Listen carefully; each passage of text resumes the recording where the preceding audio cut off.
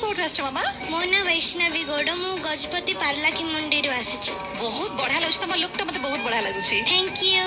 अच्छा कष्ट ही नहीं माने एमती गेटअप नहीं करी एत समय वेट करबा नहीं नहीं भल लगुची हाँ बहुत बढ़िया डांस को कितने भल पाओ बहुत बहुत पाठ पढ़िया बेसी भल ना डांस करिया को डांस कर डांस करिया से सत कथा कहि दी पूरा ऑनेस्टी रा सहित कहिची अच्छा आज डांस टा कितने दिन ला प्रैक्टिस करूथिलो आज डांस टा पूरा 3-4 मास 4 मास लानी 3-4 मास केते डेडिकेटेड तमे मु चाहेबे कि डेडिकेशन तुमको तुम पई टिकट आनी दो तुम आगु को पढ़ो all the very best thank you.